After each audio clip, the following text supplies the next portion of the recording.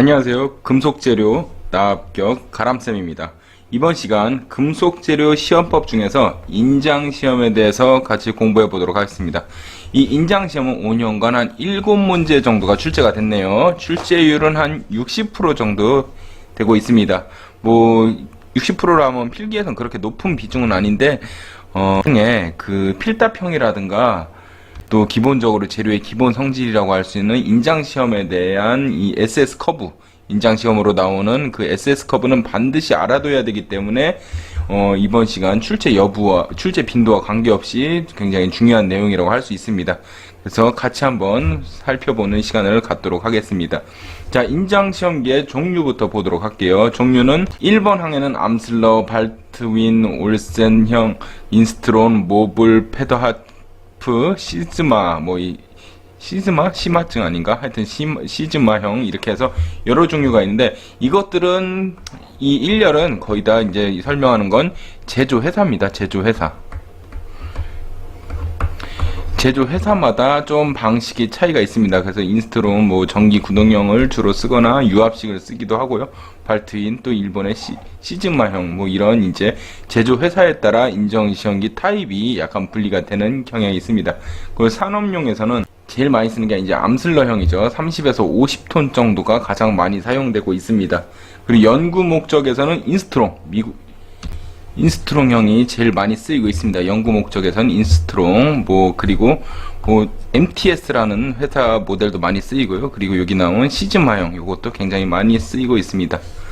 그 시즈마인지 시마츠인지 모르겠는데 하여튼 시즈마형, 이 일본 장비죠. MTS 그리고 인스트롱, 이 미국 장비로 알고 있습니다. 그리고 만능 재료 시험기로 할 수 있는 거는 인장, 서로 재료가 이렇게 있으면 위아래로 서로 당겨 볼 수가 있고요. 압축 서로 같은 방향으로 눌러 볼 수도 있고, 굽혀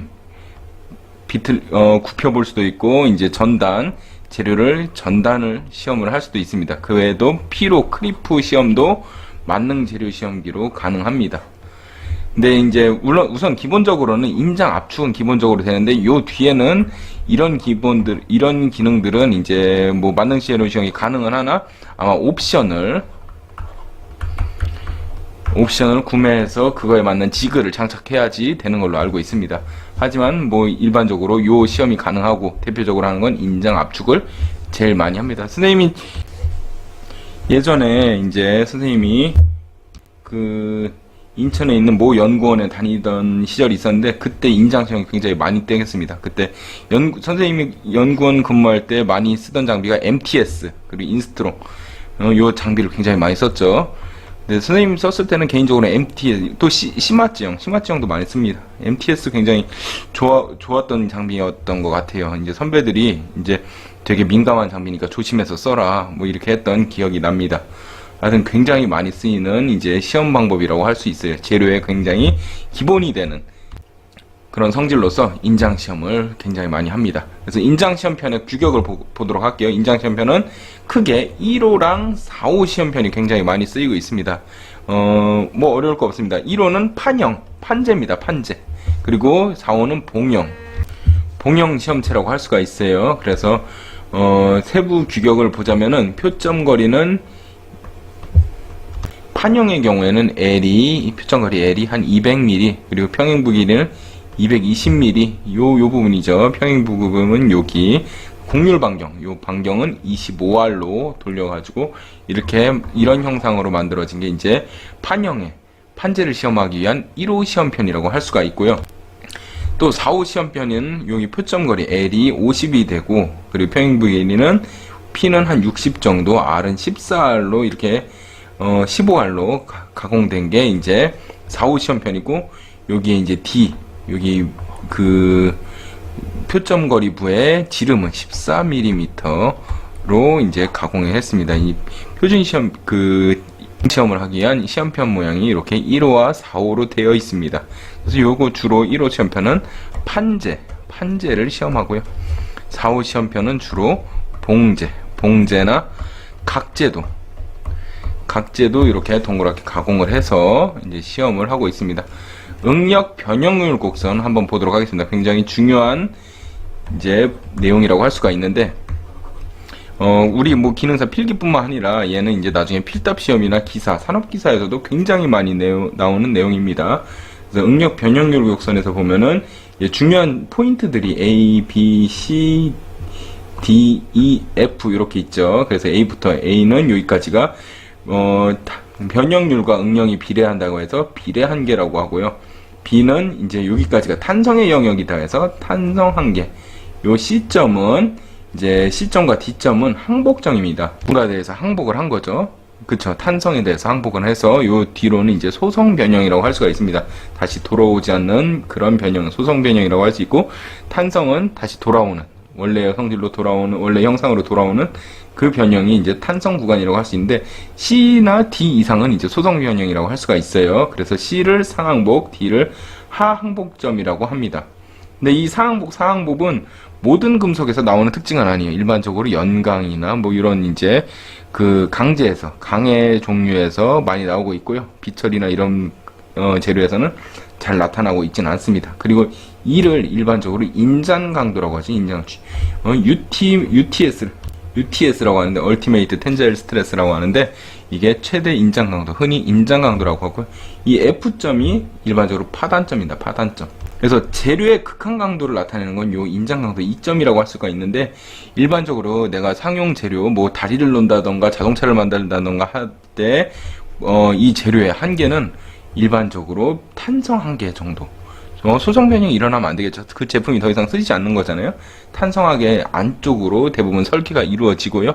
그것도 안전율 감안해서 만약에 이 재료가 탄성 한계가 100이야. 그럼 실제로 받을 수 있는 하중은 한 50 정도로 설계해서 안전율을 고려해서 그렇게 합니다. 안전율이 2면 이제 반절이 되는 거고 3이면은 3분의 1이 되는 거고 뭐 그런 식으로 해서 탄성 한계를 기준으로 일반적으로 설계가 이루어지고요. 재료의 강도라고 하면 일반적으로 인장 강도를 얘기합니다. 이제 UTS. 그래서 요게 이제 일반적인 강의 응력 변형률 곡선이고요. 여러 재료가 또 있습니다. 같이 보자면 연강은 이제 선생님 방금 이와 같이 유사한 이러한 형태의 이제 SS 커브, 응력을 스트레스, 변형률, 스트레스 스트레인 커브에서 SS 커브라고 하는데, 연강은 이제 방금 요게 이제 일반적인 연강의 그런 이제 변형 형상이고요.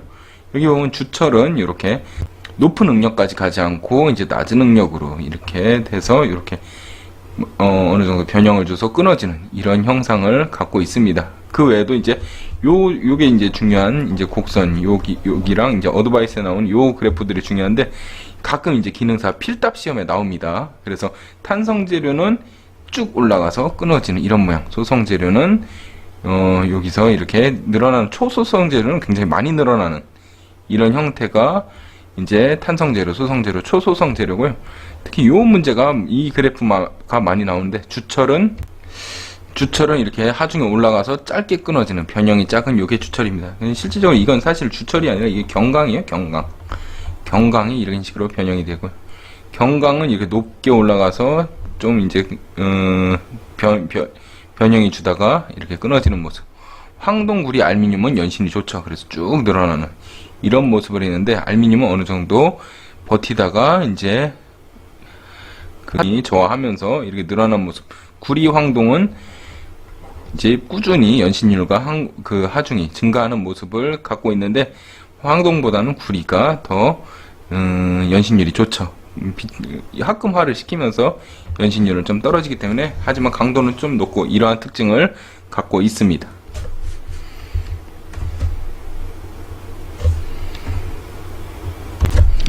자, 앞에 설명했던 그런 내용들을 이제 글로 하나하나 보도록 하겠습니다. 비례 한계 위에서 OA점이죠. OA점 사이에 늘어난 길이가 하중에 비례하는 구간으로 응력이 증가하면서 변형도 비례적으로 증가하는 게 이게 바로 비례 한도라고 할 수가 있고요. A점의 하중을 원 단면적으로 나눈 값, 즉 응력 변형량이 이제 정비례 관계가 되는 것을 이제 비례 한계라고 합니다. 자, 탄성 한도와 비례 한도는 굉장히 유사하죠. 비슷한 값을 가지지만 일반적으로 비례 한도가 탄성 한도보다는 조금 낮습니다.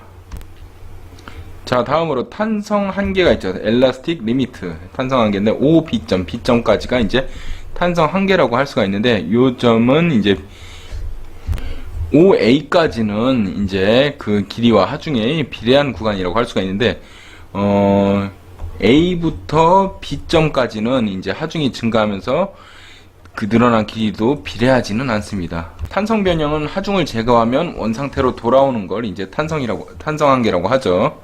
탄성 한도는 탄성 한도점의 하중을 원 단면적으로 나눈 값을 탄성 한도라고 하고요. 이때 이 구간까지 해서 이제 나오는 게 바로 후쿠의 법칙입니다. 후쿠의 법칙. E는 후쿠의 법칙, 시그마는 2의 입실론. 여기서 시그마는 응력이죠. E는 탄성 변형률, 입실론은 연신율이라고 할 수 있어요. 자, 이 법칙이 성립하는 거, 이 후쿠의 법칙이 성립하는 게 바로 탄성 한계입니다. 즉, 응력은 변형률과 연신율, 그 변형량이 이제 탄성률에 비례한다는 이게 법칙이 후쿠의 법칙이라고 할 수가 있고요. 푸아송의 비는 탄성 한계 내에서 가로 변형과 세로 변형에 일정한 게 이제 푸아송의 비입니다. 바우신거 효과도 이 안에서 나오는 그런 법칙이라고 할 수가 있는데, 동일 방향의 소성 변형에 대해서 전에 봤던 방향과 반대 방향, 그러니까 철사를 이렇게 굽혔다 계속 반복을 해주면은 탄성 한도가 낮아져서 이제 언젠가는 파괴 이루어지는 게 이제 바우신거 효과에 의한 파괴라고 할 수가 있죠. 그래서 그 방향이 계속 반대로 왔다 갔다 하면서 그 응력을 가해주는 게 가해줄 때 탄성 한도가 낮아지는 현상을 바우신거 효과라고 합니다. 다음으로 항복점이란 게 있습니다. 항복점. 하중을 제거한 후에 명백히 영구 변형이 시작되는 점을 영구 변형, 즉 다른 말로 소성 변형이죠. 소성 변형이 이루어지는 점을 이제 시작되는 점을 항복점이라고 하는데, 이 항복점은 상항복과 하항복점으로 나눠져 있습니다. 그래서 아까 봤을 때 비례한도, 탄성한도, 상항복, 하항복, 그리고 이런 식으로 돼서 이게 파단, 그리고 UTS 이렇게 있고 이런 식으로 돼 있었죠. 자, 여기서 요 점이 상항복, 요 점이 하항복점입니다. 근데 이거는 이 상항복, 하항복은 일반적인 금속에서 나타나는 건 아니고 연강에서 일부 보여지는 그런 이제 형상이라고, 양상이라고 할 수가 있고요. 인장 강도와 연식률에 대해서 보도록 할게요. 인장 강도는 텐자일 스트레스라고 하는데 요 부분이죠. 이렇게 해서 이렇게 떨어지면 여기 제일 높은 부분, 여기 UTS라고 하는 얼티메이트 텐자일 스트레스라고 하는 요 부분을 일반적으로 인장 강도로 하는데, 시험편에 하중을 가하여 시험편이 절단되었을 때 시험편의 원단면적으로 나눈 값, 이것은 파단 강도입니다. 파단 강도. 자, 일반적으로 인장 강도는 저 파단 강도가 아니라, 책이 좀 잘못됐네요. 인장 강도는 파단이 아니라 이제 최대 응력을 받았을 때, 즉 이 부분에서 단면적으로 나눈 값. 그래, 이게 인장 강도고, 여기 절단되었을 때 하중에 단면적으로 나눈 값은 파단 강도입니다. 요 부분 좀 헷갈리지 않게 이제 학습하시고요. 인장 강도는 원단 면적에서 최대 하중, 요게 맞는 내용입니다. 최대 하중을 원 단면적으로 나눈 값을 인장 강도, 다른 말도 UTS, 얼티메이트 텐자일 스트레스라고 하고, 아까 절단되었을 때는 요거는 이제 파단 강도입니다. 파단 강도. 요거 정정하도록 하겠습니다. 연신율은 시험편이 절단되기 직전의 표점 사이의 원 표점 길이와의 이제 백분율인데, 이 연신율을 재는 방법에는 여러 가지가 있어요. 뭐 이제 만약에 연성 재료라고 하면은 요렇게 이제 인장 시험편을 이제 인장을 시키면은 얘가 파단이 나겠죠. 연성 제도니까 뭐 이제 그림으로 도식하면 요렇게 네킹이 일어나기 시작하겠죠. 응력을 가해줌에 따라 이렇게 네킹이 일어나기 시작합니다. 여기서 이제 나중에는 결국은 제가 저 네킹이 의해서 이렇게 늘어난 형상으로 파단이 되는데, 이런 식으로 해서 파단이 되죠. 요 부분에 이 늘어난 정도를 일단 파단시키고 다시 원래의 모양으로 조립해서 이 길이와 이 조립된 요 길이의 차이가 나오겠죠. 얘를 L0라고 하고 얘를 L-라고 하면은 L- 빼기 L0를 하면은 저 차이가 나겠죠. 얘를 원래 길이로 해서 나온 이걸 백분율로 이렇게 계산한 게 이제 연신율인데, 이렇게 해서 조립을 해서 만드는 방법도 있고요. 그리고 요즘은 이렇게 하면 정확도가 많이 떨어집니다. 그래서 엘론게이터라고 하는 일종의 센서를 달죠. 신율계 센서를 달아서 그 센서에 의한 책정으로 해줍니다. 그래서 공식은 이와 같이 되죠. 변형 후의 길이 빼기 변형 전의 길이 하면은 변형량이 나오죠. 변형량. 얘를 뭘로 나눠주냐? L0 원래 값으로 나눠준 게 연신율이라고 할 수가 있고요. 단면 수축률은 원래 단면적에서, 왜냐면은 이게 늘어났으니까 단면이 줄어들잖아요. 단면은 요 끝에 요 면이잖아요. 늘어나서 원래는 이렇게 단면이 이렇게 딱 똑바른 이런 봉제였는데, 이렇게 되면서 늘어나서 단면이 줄잖아요. 그래서 원래의 단면적에서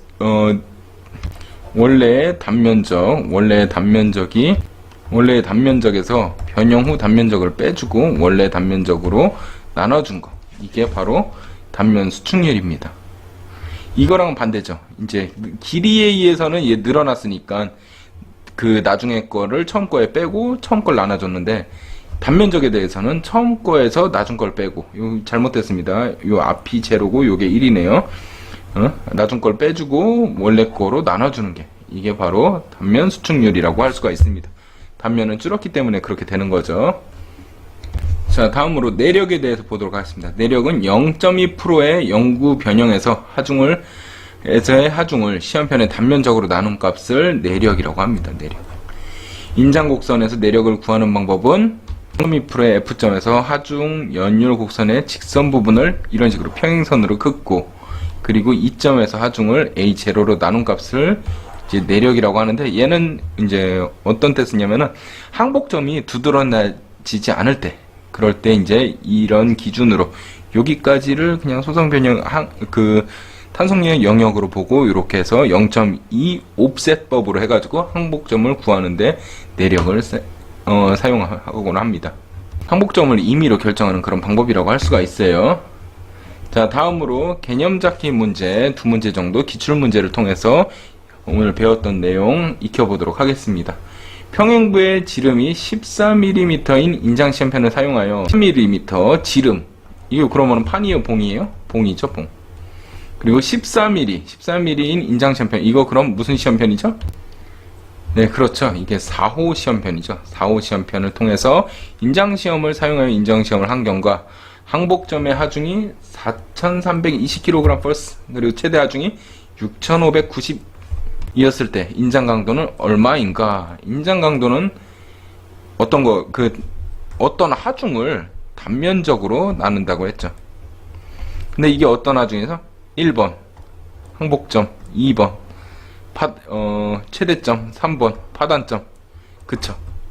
최대점이죠. 최대 하중으로 나눈 게 바로 인장 강도라고 했습니다. 네, 인장 강도, 다른 말로 UTS라고 했죠. 그럼 여기서 아까 하중이 두 개가 나왔는데 어떤 걸까요? 앞에 걸까요? 뒤에 걸까요? 그쵸? 앞에 건 항복점의 하중이기 때문에 여기에 이 항복점의 하중을 넣으면 이건 항복 강도가 됩니다. 항복 강도. 근데 우리가 문제에서 요구하는 건 인장 강도죠. 그렇기 때문에 6590을 넣어줘야 됩니다. 6590. 그리고 밑에는 14mm니까 단면적, 원의 단면적 뭐죠? 파이 D 제곱, 파이 D 제곱이 아니라 파이 R 제곱입니다. 파이 R 제곱, 파이 R 제곱이죠. 이걸 D로 바꾸면 파이 D의 제곱인데 R은 2분의 D잖아요. 반지름이니까. 그래서 이 제곱이 계산돼서 4분의 파이 D 제곱입니다. 이 밑에 4가 붙어야 돼요. 4분의 파이 D 제곱. 아니면은 14를 여러분들 7로 바꿔가지고 파이 R 제곱으로 계산해 줘도 됩니다.